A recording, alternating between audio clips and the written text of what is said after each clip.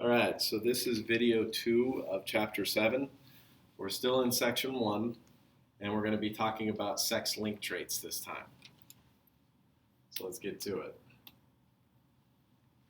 Sex-linked traits are any trait in which the gene is located on sex chromosomes. Remember when we talked about sex chromosomes from before, you only have two options. You have an X or a Y. Right? If you have an X and a Y together, you're a boy. If it's two X's, it's a girl. So we have to recall again that that Y chromosome really only has one purpose. It makes a boy versus being a girl. It doesn't carry any other genes that are really all that important. Whereas that X chromosome actually carries lots of genes that are very important. One of these genes can lead to, in the case of a defective allele, color blindness in humans. So that's the example that we're going to go over specifically here. Right? There are lots of different examples of sex-linked traits. This is a fairly common one that most of us are familiar with. But it looks a little weird compared to what we did before. So I'm going to do a cross here. Now you guys all kind of know how this works. I'm going to need a female to go with my male to actually reproduce here. But remember, this gene is located on that X chromosome, not on the Y. So I'm going to have individuals that may be affected and be colorblind.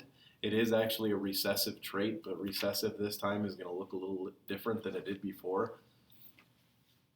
And I'm going to put a little mark next to the X to represent that trait, that allele specific to that chromosome. So I put an X with a little d next to it because that male happens to be colorblind. Right? He only has one X, and that one allele that he got is that recessive defective allele that makes him colorblind, so he's going to be colorblind. He doesn't really have an option. The female in this example that I'm going to give you is going to be heterozygous for the gene. Right? She's going to have one normal allele and then one recessive allele. So she's not colorblind, but she is a carrier, remember.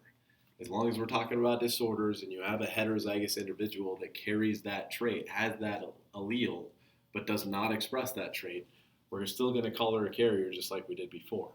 So I think I was using red before, so I can just kind of be consistent here. She's a carrier. But remember, dad only has one allele to work with, and that one allele was a defective one, so he's going to be colorblind, right? Regardless. So we're going to do a cross again, and this one gets a little bit more hairy. There's more stuff in there to do, but it's really no different than before. Just fill in. You just have to have that little label to go with your chromosomes every time.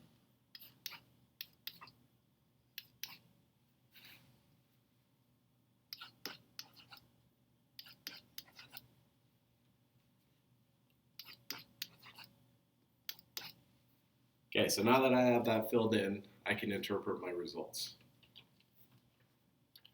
Right?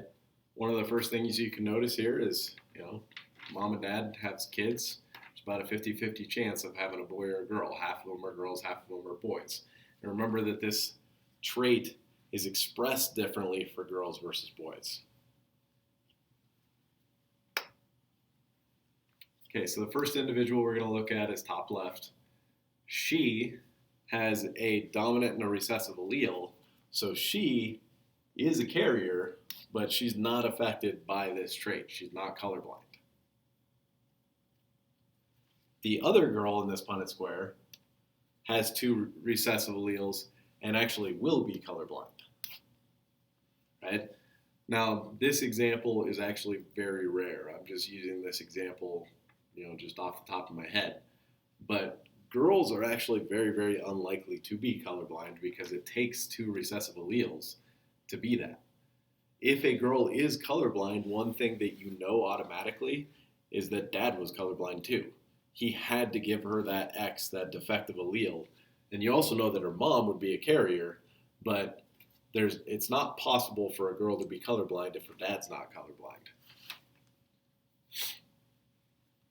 The other two offspring in this example, The other two possible offspring are both boys, obviously. They only have one X to worry about, so it's either going to be good or bad. There's no such thing as a carrier when you talk about boys because they don't have two alleles. You'd have to have two alleles to carry but not show.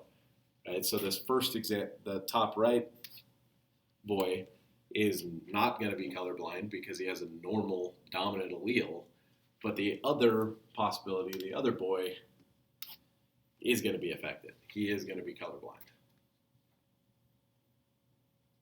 But notice, although dad was colorblind and he was colorblind, he did not inherit that from his dad. He got it from mom. He got the Y from dad. And the Y doesn't affect this at all. So if a boy is colorblind, it's mom's fault, not dad's fault. It's never really anybody's fault, but just to follow how this works, remember, if the girl is colorblind, her dad has to be colorblind and mom has to be a carrier, at least. Mom also could be colorblind. But for a boy to be colorblind, mom had to be a carrier.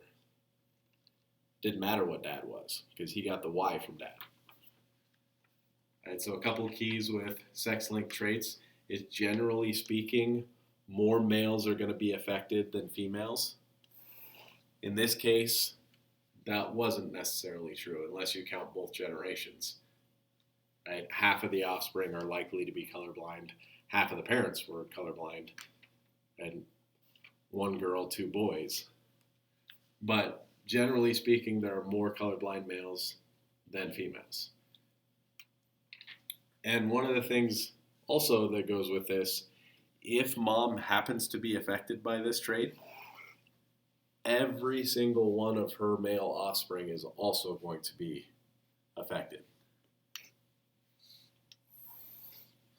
And that just goes with the fact that if mom only has bad alleles to give away, and every boy gets one X from mom, and it didn't matter which X you got if mom is colorblind.